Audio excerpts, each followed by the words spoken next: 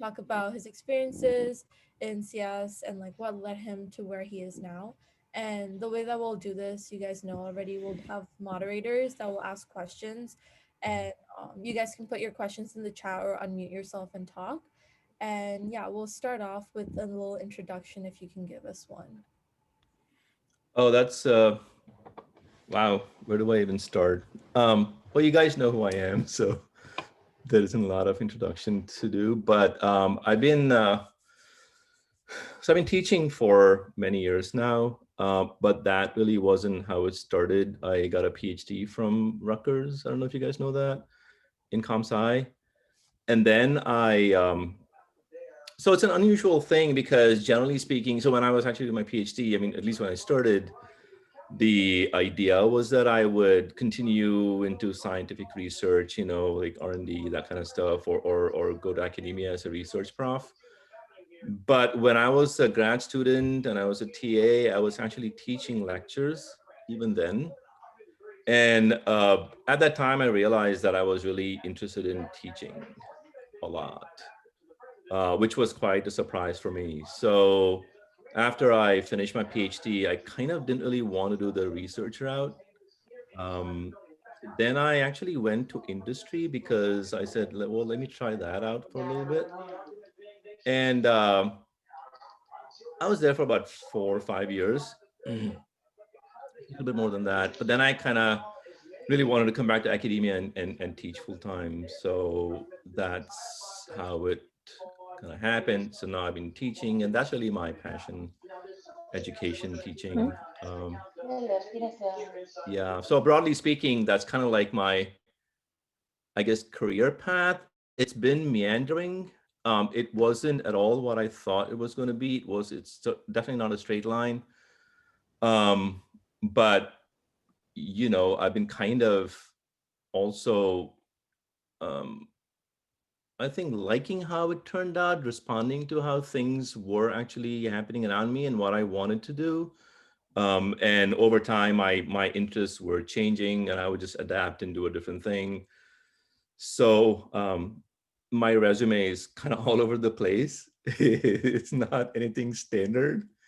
Uh, and certainly, I don't know if I'll get a job if I ever go back to anywhere like industry or something.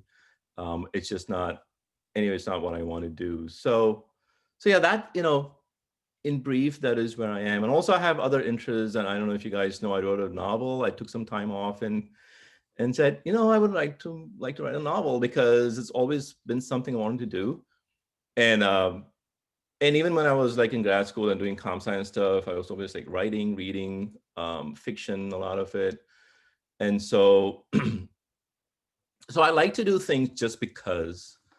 Um, and a lot of the things I do have no real, professional or career um, objectives. I just do it because I want to do it. So, and that's kind of being in academia actually is helpful because I have, enough time off, especially summer times, that I can do stuff like this. And then I like to travel. So I've traveled a lot of different places in the world. Um, so it's an interesting life so far. Hopefully it'll stay that way for the next few years. So, yeah, so that's about it in terms of sort of basic, you know, about me type of stuff. So That's you guys want awesome. to drive this? Yeah. Yeah. Yeah, so I think me and Raksha are gonna ask you questions, and you've touched upon some of the things that we want to ask you about, so that'll be Okay. interesting. Yeah, I Cool. think Raksha will start off.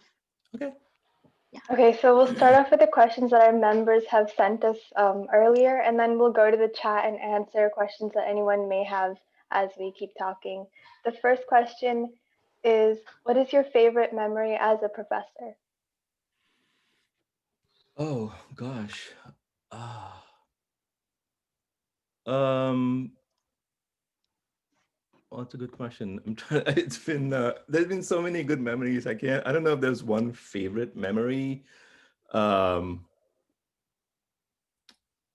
I mean, I think like overall, I've been teaching data structures for so long. So that's been kind of like a very passionate thing for me. And I don't know if that's a favorite memory necessarily, but the thing that's in my mind is, well, I've kind of spent a good part of my career just teaching 112, which is kind of interesting, but I really enjoyed it. And I think that, just doing that has been very fulfilling. I don't know if there's one single favorite memory, um, because in academia, I mean, things are kind of constant, but things also change a lot because every year, every semester, it's a new batch of students. And I think a lot of memories are really around students that I've interacted with. And I remember one time I was like, so this is way back when I was teaching as a grad student. And then I had moved on to industry and stuff. And I came back and I was riding to New York on NJ Transit. And I see this guy who I hadn't seen. He was a student of mine in 112 from like many years ago. He was like, "Hey, professor, how are you?" I'm like, "Wow," just like, "Yeah, I was in a 112 class." That kind of stuff happens fairly often. Like in Starbucks, I'll see somebody that I kind of feel embarrassed that I don't recognize them enough. But they're like, "Hey, professor, how's it going?" And I had you from 112 like 10 years ago, blah, blah, blah. So those are the things that stay in my mind because it's so like, it's nice to have that the sort of that connection that still kind of is there. And all I really want is people don't forget me when it's like it's all over and they're like gone. But now with like LinkedIn, I'm in LinkedIn, so I'm in touch with a lot of my students that way, which is kind of cool. Because I like to know what you guys are like. You guys are going to graduate, move on to bigger, better things. But it's nice to know where you guys are and what you guys are doing. So that's the memories are pretty much around students that I have known and I've kind of been in touch with. Yeah, so you talked about enjoying teaching data structures. So the next question was actually, why did you choose to teach data structures specifically? And I guess software math too, since you teach that as well. Oh yeah, so data structures was actually an interesting thing because when I was a grad student, towards the end of my PhD, I was asked to teach it because the person who was teaching it was leaving or some such thing. So I actually started teaching and I enjoyed it. And then it just kind of, I kept teaching it and people wanted me to keep teaching it. So I kept, and so it's just, but I never wanted to not teach it afterward because it's such, I find the topic so interesting. And it's also like, it's not too much like an upper level class because by the time people are kind of set in their sort of academic path and they are, more somehow more in control of their destiny, I feel, which is good. But I enjoy being like closer to the beginning of it when people are still trying to figure out what they want to do. And there's more of an impact. And I like to see that transformation from, after 111, you're like, okay. And then 112, I'm like, oh my God, what else going on here, right? It's like this being ramped up. So I kind of like to be there and sort of, do my best to help them kind of do the transition into, wearing, big girl pants or big boy pants and kind of, doing bigger and better things. So that's kind of kept the interest alive. And it's kind of interesting because you teach the same thing over and over again for like, so many times. But every time I do it, I still feel the same energy because the topic is just so cool, I find. And the software math started out like 10 years some ago, and I actually put together the class from scratch. And I was the only guy teaching it for many years until Professor Cheng started doing it. I think last year she took up the second lecture. And that's also very interesting for me because it's very much in the middle of software development and industry type of stuff, all the tools. And you guys are in my class right now, so some of you know what's going on. And so also, I find that like, okay, so I'm contributing to somebody's kind of bridge from here to industry and kind of teaching them the skills that they will need when they're taking a job. At least for the first year into your job, you kind of use all these skills. It's nice to go in there and know what you're doing. So, and so I've been teaching these two classes primarily for a long time. Many years ago, I taught databases for a couple of years, which is also very interesting and also very useful. So hopefully one of these days I'll go back and teach databases if I get a chance to do it. Yeah. Also, I don't know if this is a rumor, but are you going to stop teaching data structures after this semester? Yeah, sadly, this is going to be my last semester teaching data structures. I wanted to do new things.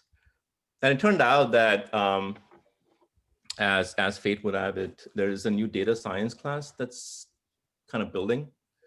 And I'm actually building it like software math. So it's nice to be in a place where you're the first person to actually create content and teach it. So spring, I'm going to be teaching that class instead of data structures. And I probably won't go back to data structures, not in any permanent way anyway. So I might go back to it once in a while just for fun. But I think I've kind of come to a fork in the road and I'm going to take this new path. So yeah. Awesome. Yeah. All right. Oh, and the next question is from a freshman. Do you have any advice for those in CS 111 for how to prepare for data structures next semester? Or like in terms of books they could read or topics they should look over? I mean, and some of you have, I mean, most of you have already gone through 112 and you know what it takes. But I would say from my point of view, the biggest jump is like the whole analytical stuff, like the big O. Because in my mind, like data structure is really more like an algorithmic type class.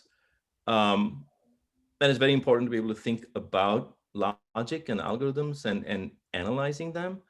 So whatever big O stuff you've done in 111, I think your time between 111 and 112 is going to be very well spent if you were to kind of just get more into it, read up on big O if you can, think about analyzing algorithms, try and sort of go beyond just the programming in Java, because that you will do, into more like, so like the last third, I think, of 111, where you do recursion, complexity, searching, sorting.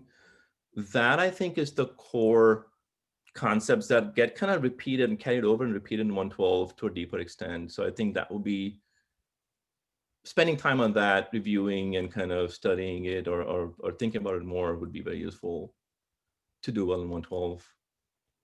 Yeah. The next question was, what was your favorite computer science class as a student? And I guess here you could also share about like maybe your memories from being a computer science student. For me, that's a long way back, and I mean, you guys probably know that I went to a school in India for my undergrad in comp sci, and actually, as it turns out, my class was the first class to actually have comp sci as a major, because there was no such thing before, which is kind of cool because it was all very new. And to be honest, I really didn't have much of an idea what was going on half the time, because it was like, okay, you know, there's some programming, there's some whatever. And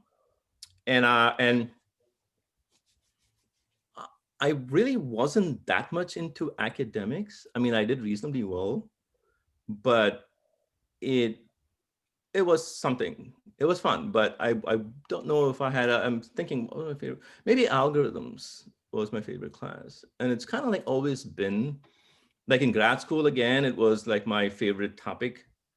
I liked the sort of theory, analysis, logic angle. So I would say algorithms was my favorite class in undergrad. Yeah. Yeah.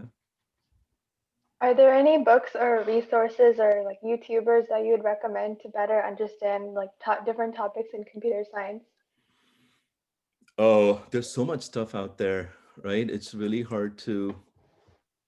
No, I think it's a question of personal preference, because there's a lot of good stuff. Like if you want to, I don't know, if you just Google on, I don't know, recursion or, you know, binary search trees or something, there's a zillion videos, and many of them are good. At least the content is not like fake content, it's real content.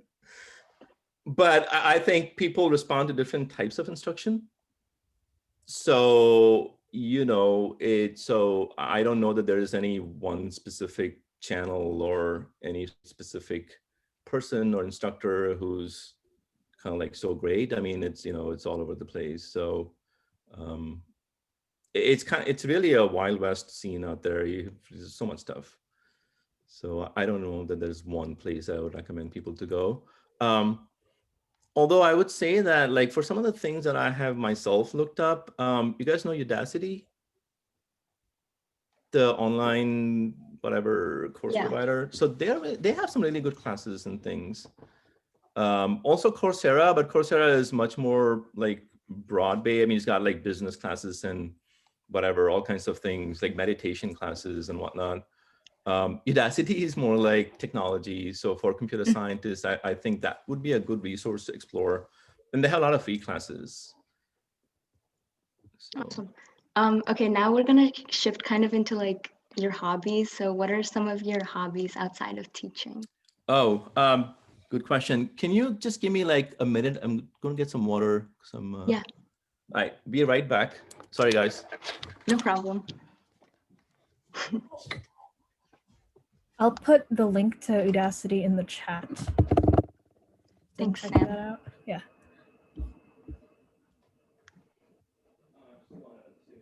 And if anyone else has questions, feel free to put it in the chat. I noticed that Rachel has one. We'll definitely ask that at the end. Yeah. Kind of random, but he's so wholesome. We all agree on that one, Rachel.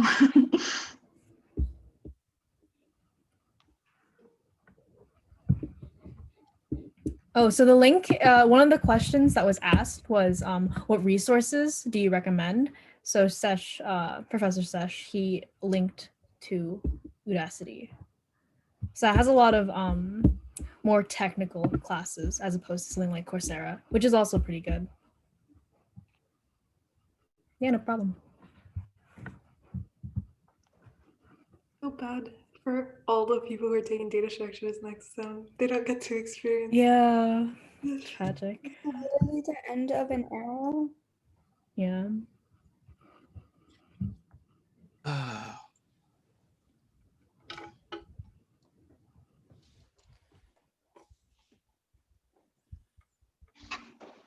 Okay. So hobbies. Well, I like to travel, and especially to places where I don't speak English. Like we went to Russia last year, Germany, stuff like this, because I think I like to kind of go to places that are stimulating. And if you know the language, you kind of miss a lot of things. You're not so attentive to the local whatever's going on.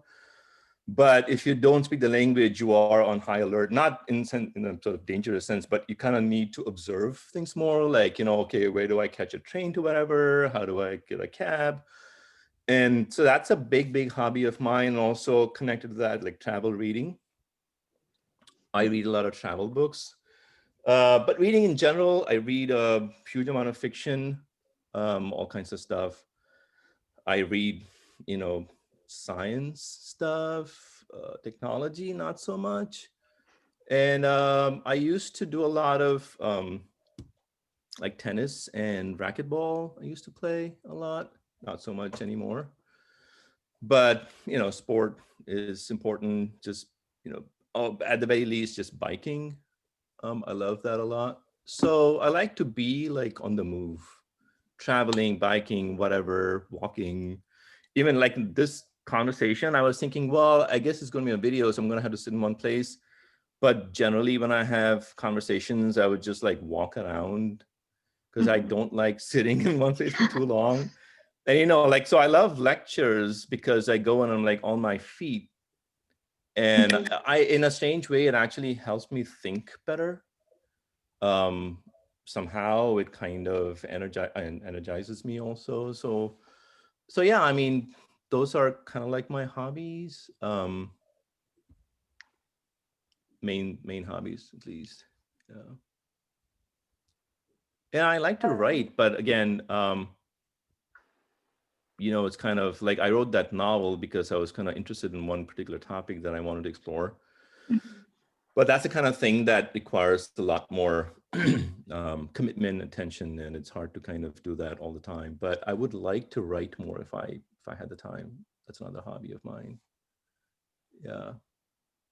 We'll get into that in another question, or I can just ask that question now, and then Raksha can ask the next one. We wanted to ask you about to tell us about your novel, The Blind Spot, and like what the Right. inspiration was behind it, and maybe Right. like background on it.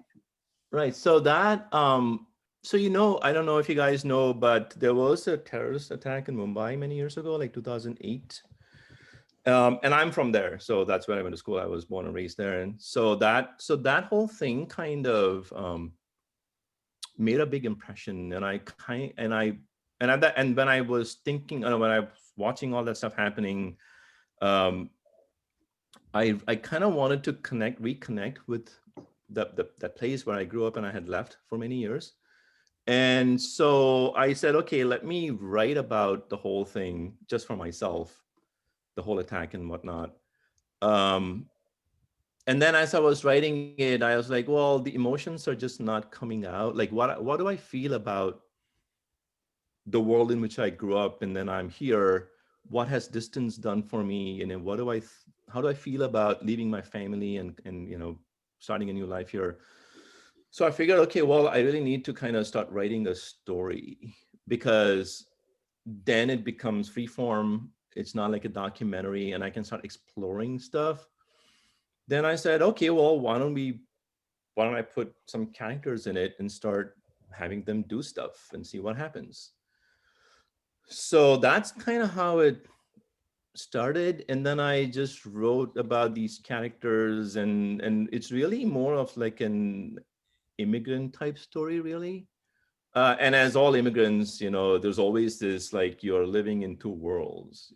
I mean, physically you're here, but there's a lot of emotion and other attachment to the place you left, and processing that. So that whole story novel is really an immigrant story. But also I had a lot of fun writing it, because um, I hadn't written anything that big before in terms of fiction. And so for me, it was an extremely creative endeavor. So different from, programming and big O's and stuff like this. And it was kind of hard, because you have to context switch, right? Because the whole mindset is so different. And so I would go on weekends for like 4 hours, sit in a cafe and just write. And it was just this thing, like every weekend, like Saturday, Sunday, just go there at 9 a.m., whatever, and sit there till like 1, 2, and write whatever. And even if nothing actually, so some days nothing would actually happen. I'd be sitting there, okay, well, what do I do now? Because the story has to develop. But I'll just sit there and do whatever. So anyway, so it took like 2.5 years to write it. And again, like other things that I do, like I said, I just do these things because I want to do it. I don't really care if it gets published. So I self-published it. A few people read it, maybe like a couple hundred. But hey, it's something. It's something. And I did it. So that was a thing. Yeah. So you guys can get it from Kindle. I think it's like, kind of free almost. So if you're interested in seeing, okay, what is he talking about here? I'm curious. We'll be sure to check it out. Yeah. So we did a little bit of research to find out that you've explored astrology. So how did you get interested in that? And like, what is something you think people can learn from it? So yeah, that's actually another huge hobby of mine. So this is very strange, right? So I almost feel like I'm two people. Because there's this whole thing, the PhD in computer science and technology and teaching and programming. But then the creative, the writing novel, and this astrology is all like a completely different side of me. And how did I didn't, I got into it in grad school because I'm always looking to do other things aside from my regular, whatever it is. So, there's technology, but that's never quite, only doing that makes me very unhappy. There's this other side that I need to kind of feed, which is very much more like irrational almost, and kind of out there a little bit, and wants to explore the world from a different, like an emotional angle or in a non-scientific angle. So I don't know, it just appealed. I was in the bookstore one time back in grad school, and I just happened to chance upon some astrology book that was just down that aisle. and I started reading, and I was like, oh, this is kind of interesting. So, and I just kept on and on and on, just reading. And I have like literally like 100+ books on astrology in my house. Um, and I still keep buying, and I still keep reading, and I practice.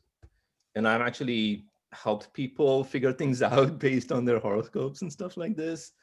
Um, it's very, it's very cool, because I think it kind of um, somehow makes things more meaningful, like especially for people who are confused about things.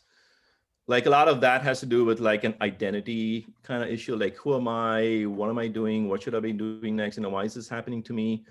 Um, Putting that in a different context than just rational scientific thinking, where you connect with things that make sense, like in a deeper way. And that, so that horoscope and it's kind of like it's like a DNA of a person in a, I don't know if I would say spiritual sense, but in a non-material sense at least. And so you can see in a horoscope things about the person that even they may not know, or they may not realize, or maybe afraid to act on because they feel like that's not right.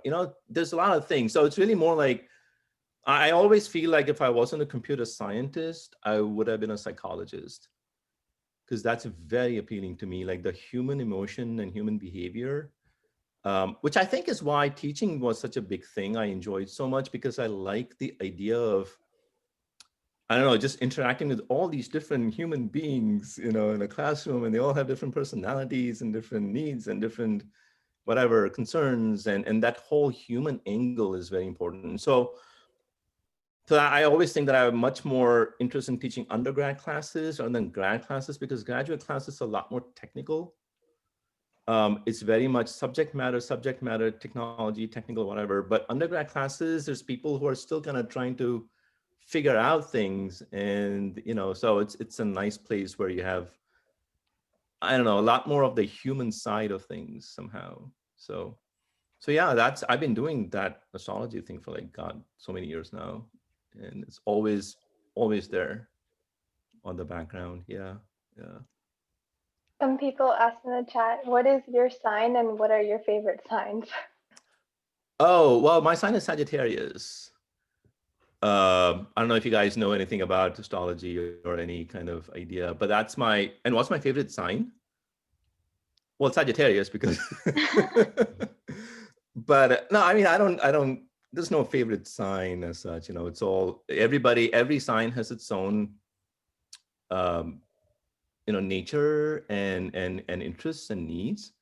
And it's really, and what actually motivates me. And I think I find it very useful to actually know, like if I knew that somebody was a Cancer sign, let's say, having been doing this for so long, I kind of know where they're coming from, which is very useful in the sense that it makes me understand where they're coming from. It makes it a lot easier for me to actually connect. And I think that for me also, astrology has been very useful in terms of being just more tolerant of other points of view, of other ways of living. Um, and it's like in 213, I make this joke all the time. I didn't get to do it now because it's been all online and stuff, and I haven't had any classroom interaction. But you guys like work together on projects, and I tell students at the beginning, it's like a marriage, or it's like, so the first assignment is like going on a date and kind of trying to suss each other out and saying, okay, well, can I work with this person, right? And then because there's so much of that collaboration and compromising and understanding each other's schedules and whatnot. So astrology is like that. So if you have and it goes much more beyond sun signs, because there's lots of complexities, but you can kind of match two people and see how they connect, which is very fascinating. It's actually very useful for, you know, um, compatibility analysis of people, stuff like that. Yeah. Um, yeah, I know about natal charts, all that stuff. I'm actually very, very, I've done a lot of advanced work. I mean, there's Western astrology, there's also Indian astrology, which is a whole other complex thing. I've done consultations for people many times. So I am I don't do it a lot because it's still a hobby for me and I haven't really done full-time stuff, but maybe after this career is over, I'll launch into that more full-time. But yeah. Wait, so what are the differences between Western and I guess? Oh, well, the Indian astrology actually works with a different zodiac called the sidereal zodiac. So briefly speaking, like let's say it's a Sagittarius. So so Sagittarius means Sun is in Sagittarius. But every zodiac sign has a 30-degree span, like 0 to 30. So you have 12 signs times 30 is 360 degrees, so the whole sphere. But the Indian system actually shifts things back by 23 degrees. So if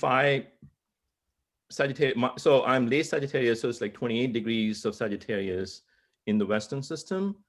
But in the Indian system, it would be like 28 minus 23, roughly speaking. So it'll be like about 4 or 5 degrees Sagittarius. I'm still Sagittarius that way. But if you were like, say, born on the 1st of December, it would be like 7 degrees of Sagittarius in the Western system, but that would actually put you back in Scorpio in the Indian system. And it's a very different set of tools that you use there to analyze the sort of personality and also do like predictive type things. So it's a different approach. And people sometimes use both. But there's not a lot of people who do both. Because there's also like cultural differences. In India, people are a lot more interested in knowing like, okay, am I going to get married tomorrow? Am I going to have a car? Am I going to get a good job? Blah, blah, blah, right? It's the usual, very simple things. Simple for us who are like, comfortable and leading a, decent life. And then so here it's more like, okay, well, how do I relate to this person better? Or what's my, soulmate, blah, blah, blah, stuff like this. It's more of a sort of, first world problem type of thing. But so the whole approach is different. In Indian astrology, it's a lot more predictive type oriented. In Western, it's more like psychologically oriented, like self-realization or self-actualization, more that kind of stuff. Yeah. That makes sense. Well, Rachana asked, how did you get into astrology? Oh, so I think There's a bookstore, right? Yeah. It just happened. So the interesting thing is not how I got into it as okay, I mean, you could go to a bookstore. I'm sure you guys have all seen astrology books there, right? So that's not the thing. The question, even for me, is like, why did I find it so appealing? And why did I stick with it for so long? And that's just because I think I'm really, really, really fascinated with people, like what makes them tick. Wait, can everyone hear him?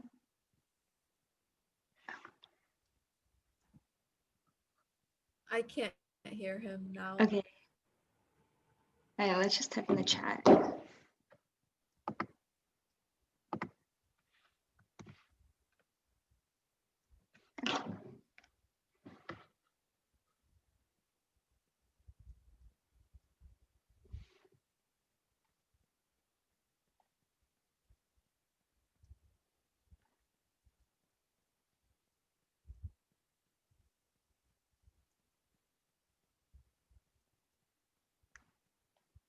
No, the Zoom isn't timing out, but I don't think we can hear you. Oh no. Wait, can he try like exiting and joining back in?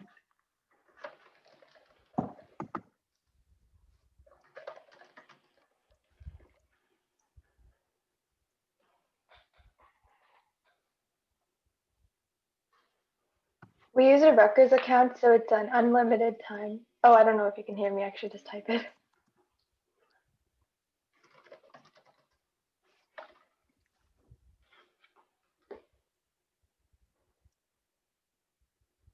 Did he leave? I think so, yeah. Yeah. Okay, cool. So I'm going to be taking over this podcast today. So Oh, now we'll be moving on to hash tables and hash.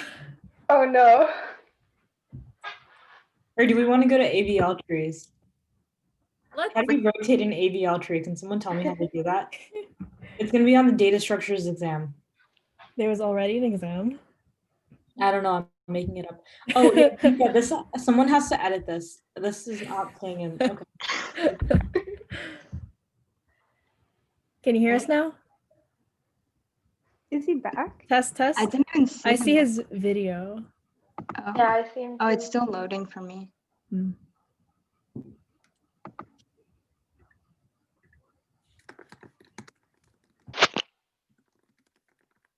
Okay. Oh, maybe we should turn our cameras off, just in case. How does? Sometimes like that helps with speed. Oh, Maybe wait, can we have him call in? Yeah. Okay, what is the call-in number? I don't. Let me look. I can get that in. Actually, whoever's host should be able to get that info. Kuhu. Yeah, let me see.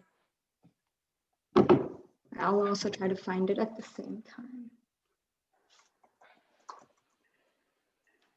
Oh, I got it. Okay, can you? Yeah, let me send it in the chat.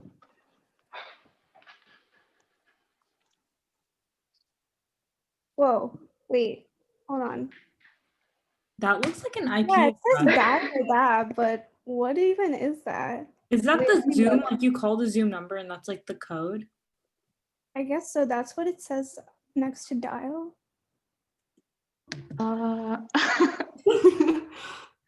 Okay, wait, there's a number here somewhere. So, join my phone. 6461. Yeah, Yeah, I Yeah. think he got it. okay. Okay, cool. All of me talking needs to be edited out Yeah, okay. before you post on YouTube. Okay, good.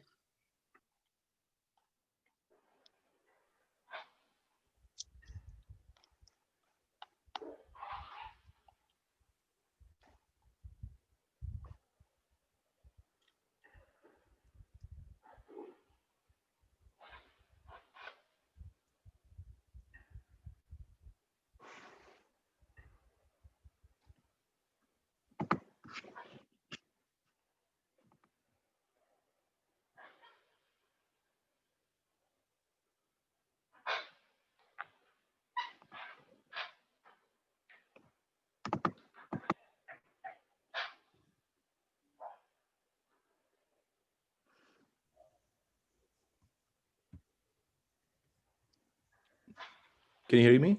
Yes. Yes. So my computer crashed. I don't know. So something weird happened. Okay, good. We're back on. All right. So yeah, what were we talking about? You had a question about something? Like how you got into astrology and you were. Oh yeah, so we were talking about that. Yeah. So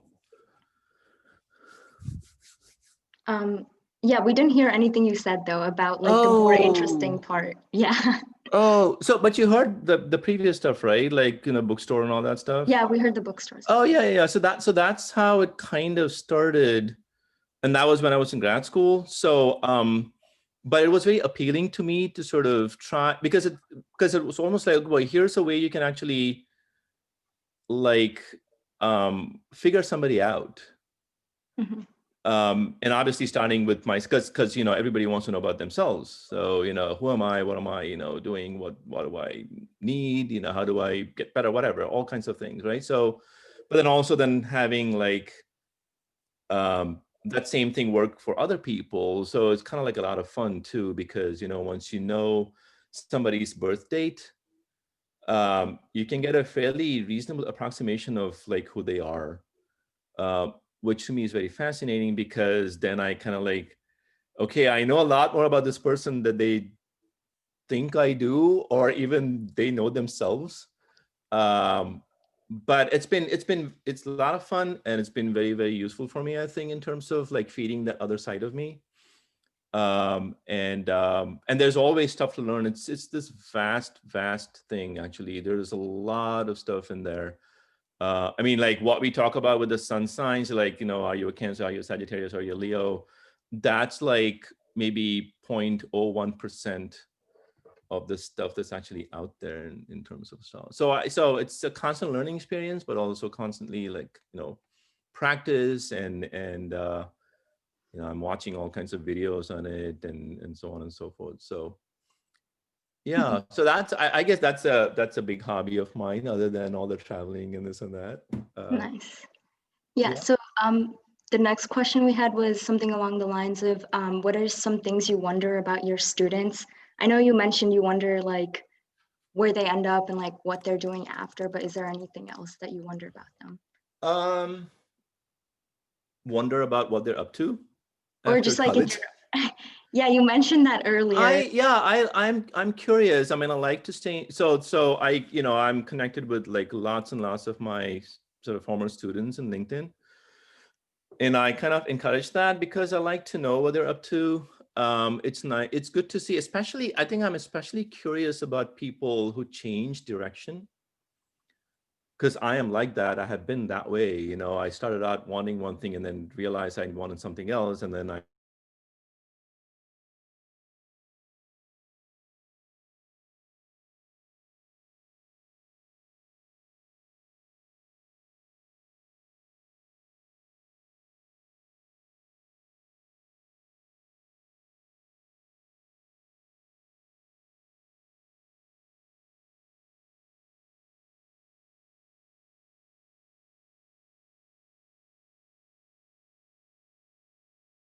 data structures. So I kind of started early because I was doing that like 4 years ago. But it's a different thing altogether, and I think I really missed that in-person interaction in class. I think I personally feel very energized by going to class and sort of doing my stuff there, and I find that that is really lacking, sorely lacking at this point. Videos are good, but you know, but it's nothing like being in the classroom. So as a teacher, I think I feel kind of shortchanged quite some. And I'm just hoping that, I mean, I know next semester we're going to be online still, but hopefully next fall we'll come back to campus and it'll be fun. And also, like, you know, a lot of the kind of enjoyment I have from being a teacher and educator is being on campus and kind of that whole life.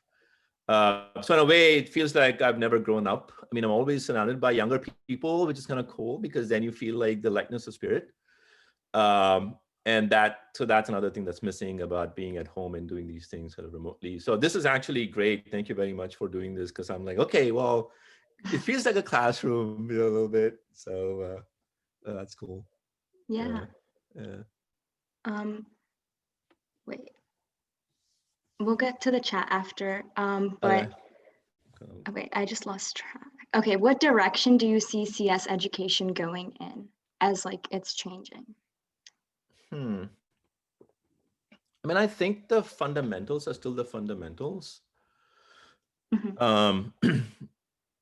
You know, it's kind of like math in the fundamental sense, like the things that we do in the core curriculum, like your basic computer science 1, computer science 2, data structures, the basic algorithms, your discrete math. Those are things that are the bedrock of anything else you do afterward, even if you don't apply directly to every single thing you do.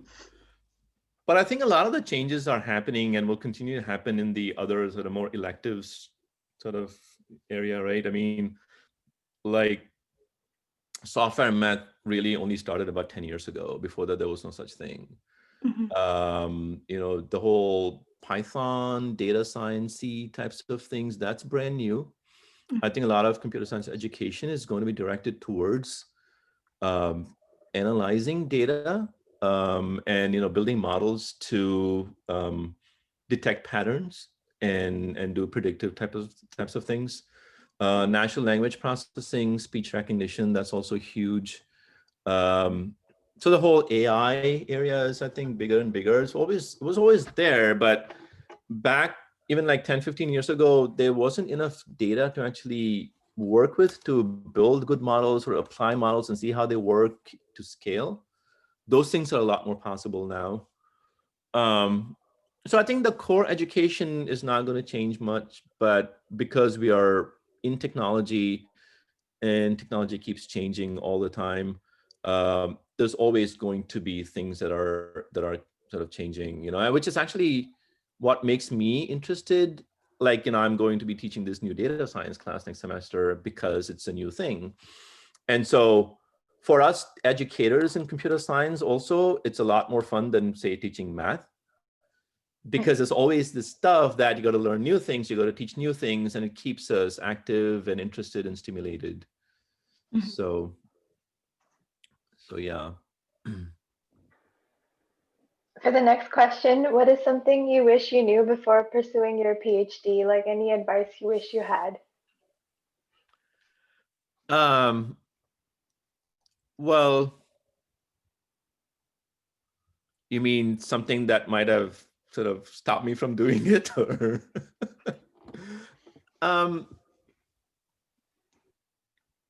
So yeah, in what sense do you mean?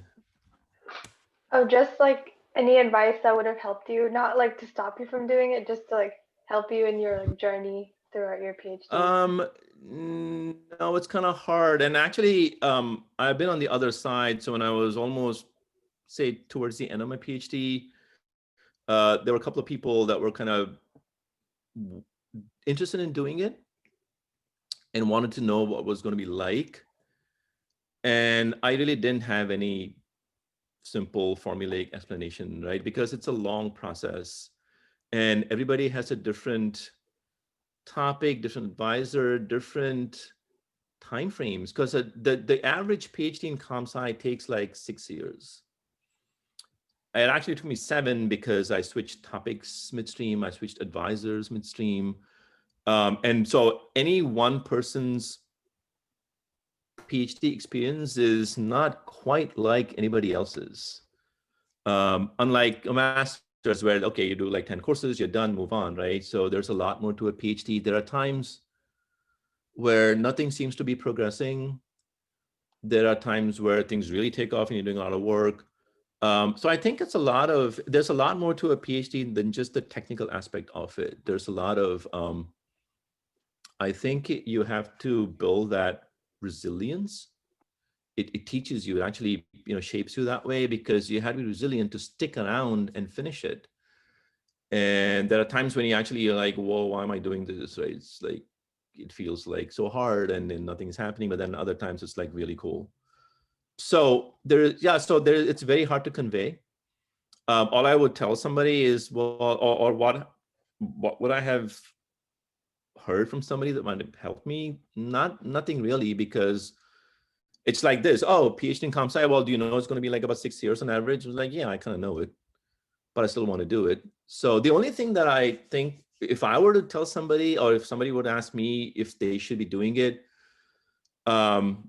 couple of things. One is, do you really want to do it because you enjoy exploring something at depth so much that you will put your life on hold for like 6-7 years?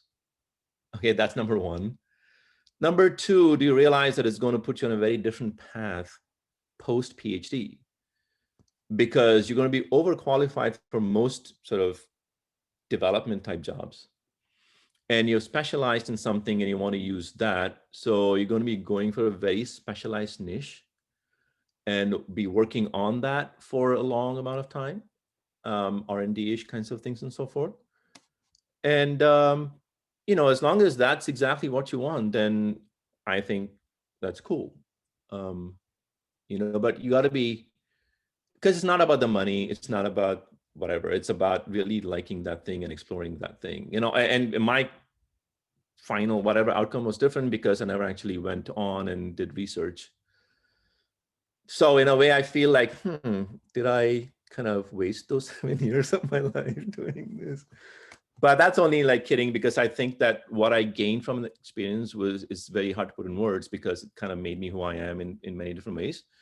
But also I think it gave me the freedom to be who I wanted to be, because I didn't really have to compete for jobs and stuff, because it comes with the cachet. Okay, you have a PhD, you kind of know what you're doing, hopefully. And then I can kind of so for me, it's like I bought freedom with the currency of the PhD. Freedom to do what I wanted, pretty much. So, and it's really good for, like, obviously it's good for academic jobs because they usually want a PhD. So I worked in industry and I kind of didn't really like it because it's really not, I need a lot of freedom. I need a lot of like spare time because I like to wander off either physically or mentally. All these hobbies of mine and such, I need to make a place in my life for all that stuff also.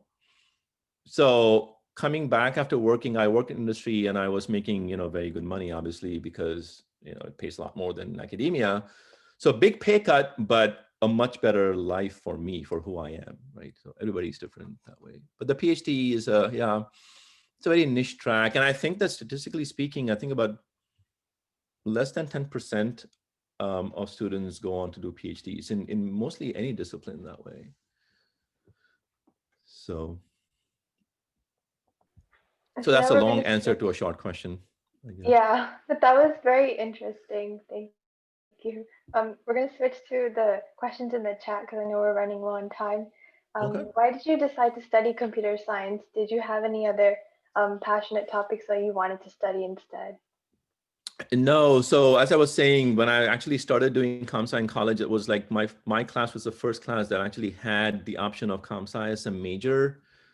I had literally zero idea what it was, literally zero.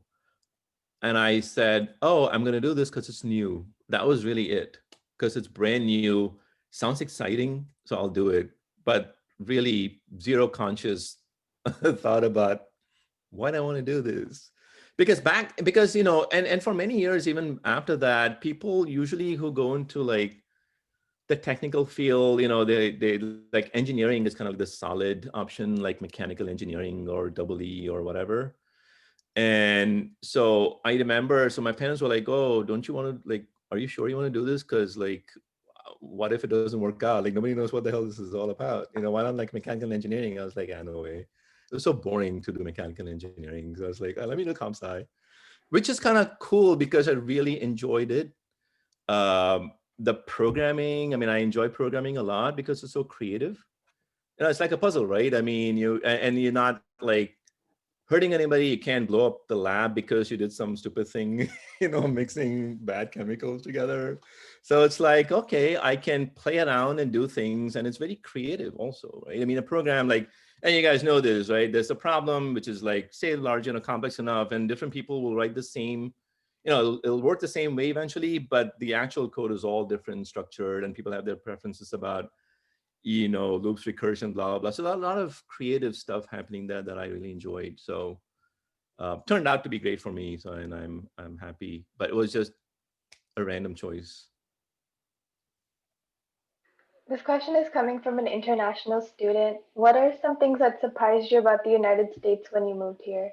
Oh God, every single thing, practically every single thing. It was the most, I would say like the first year in grad school after I came here was probably the most interesting year of my life ever, because it was just so different because I was alone. I literally came with a suitcase, one suitcase with clothes and some money. That's it.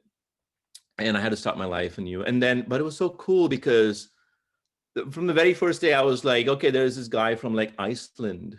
There's this guy from Germany, this guy from Italy, all over the world. And I was like, wow, my mind was just blown open. But then also the whole hardship and the whole like homesickness, and the food was like really crappy. And so you guys have, I'm sure you guys gone to Broward Commons, right? I was actually eating there when I was in grad. So Broward Commons, they've been around for the longest time, and the same crappy food today that they had like so many years ago. It's just disgusting stuff. But anyway, so all that and the cultural thing, I mean, the whole, you name it, it was different, and even the language, like, okay, so I knew how to speak English, obviously, but all these different phrases that I had never heard of, like the whole American stuff. it was, and then the hard part was because I was a TA the very first semester, right, starting from the beginning. It was scary, scary, scary. To get up and talk to these like 30, 40 students, and I was like brand new to the country, and I didn't even know if they understood what I was saying. And I would get really nervous and start like babbling like really fast because I want to just get it over with. So it was very interesting, but also I thought just fascinating in terms of like within a year, I thought I had grown to be such a different person because of all that stuff that I was assimilating. It was really cool. Yeah. Have you met new students this semester with everything being online? Um, yeah, actually, good question. Well, so there's a few students who show up to office hours, like the online office hours, and I've kind of got to know them just, in this very virtual manner. But yeah, not like it would be if I was to be there on campus in the classroom. And this question, I was also wondering, what did you do your thesis on? Mm. It was on supercomputing. Do you guys know what, like parallel computing, basically computers that have lots and lots of processors. So I was working on some problems in like the scientific numerical types of things. So these problems came from various different applications like weather forecasting, something called finite element methods in mechanical engineering, where they do things like, you stress test a car, and there's all these equations that you got to, there's a linear system that you got to solve based on what the representation of the physical system algebraically. So algorithms to actually solve large numerical systems by kind of building automated systems to break it down into parallel components that you could run on multiple processors. So it was the theory of all that stuff and showing that this new method that I was coming up with was better than what existed, and then building a system to actually run it and show by experimentation that the actual physics or the physical system kind of gelled with the theory of it. So it's like a systems thesis, but a lot of analytical stuff as well. So the main area was supercomputing. Yeah. Where did you work at in industry? So I worked for a few years in Lucent. Used to be AT&T. By the time I actually went there is when they broke into Lucent and some other divisions and stuff. So I was in R&D doing, I don't even remember exactly what I was doing, but I was having a lot of fun doing it. So, and then I worked in this company in New York called DoubleClick, which actually got sold to Google. So Google uses DoubleClick technology to deliver ads. So I worked there for about a year. It was great because it was like this, startup type of environment. And I was actually working directly for the CTO, who was a co-founder. He actually had written the code base for DoubleClick.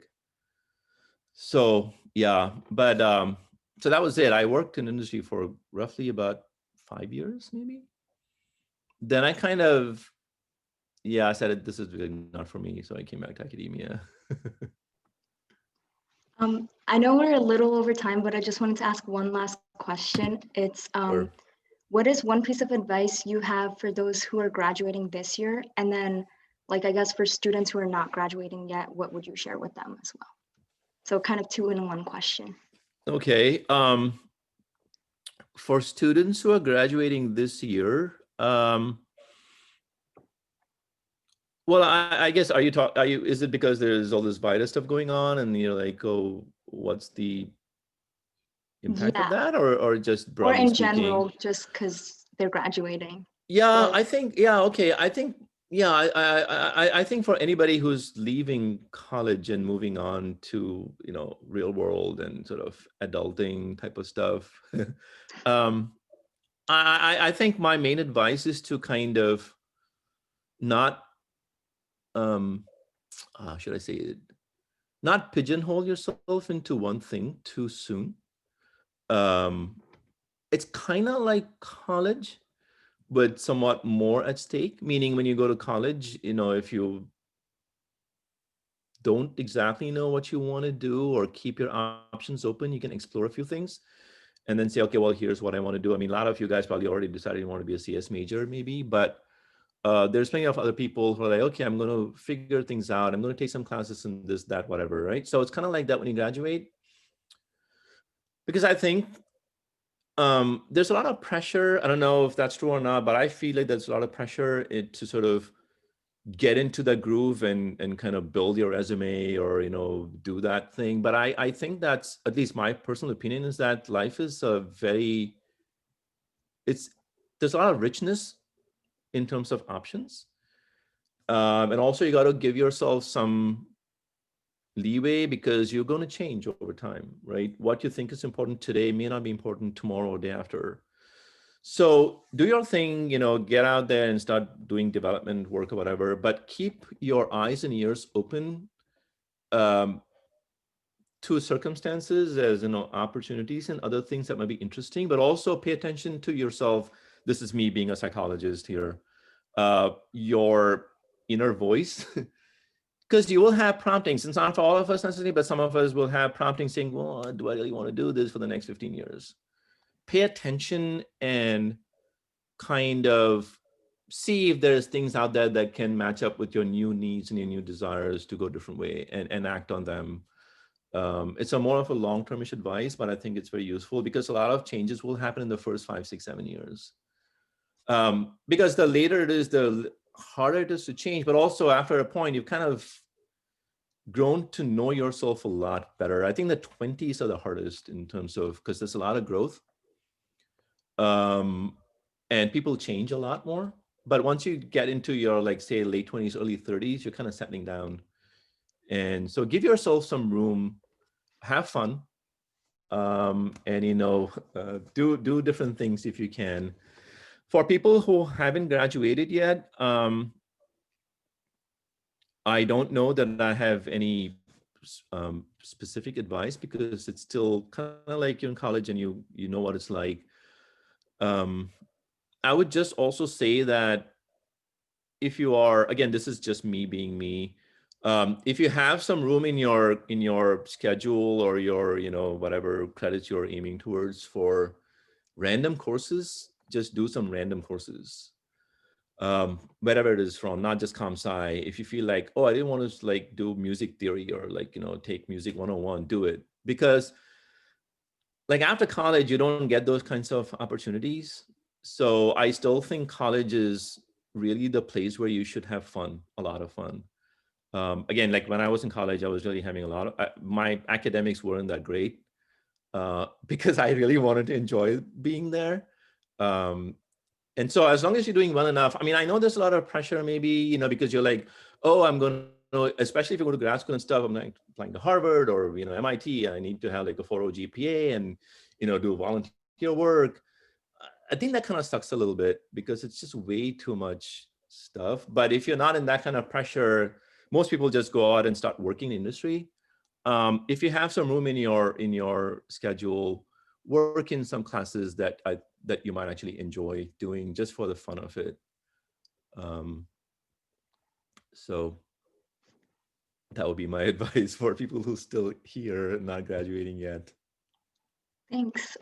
We wanted to thank you for your time, for being here tonight with us tonight. And we also wanted to thank our members for joining. We really enjoyed this with you, Professor. Oh, me too. Thank you so much. Yeah, great. Hopefully we can have you back some other time to cover some more astrology or some other topics. Sure. I'd love to do it. Yeah. All right, guys, take care. Have a good rest of the semester. Good luck for whatever. Are you guys, any of you graduating in May or December? I'm graduating. Yes. I think it's me and Madhu. Oh, okay. So just remember what I said about going out there and, giving it all you got and enjoying stuff and keeping yourself open to options. All right, guys, take care. And hopefully we'll be in touch. And especially if you're graduating, connect up on LinkedIn if you already if you haven't already done it, like I said, I like to keep in touch with all my students, and so know, at least know every once in a while, I might just go and see, okay, what is she doing right now? Just for curiosity. So, all right. Take care. Thank you. Yeah. Bye. Thank you. Bye. Thank you. Bye. Bye.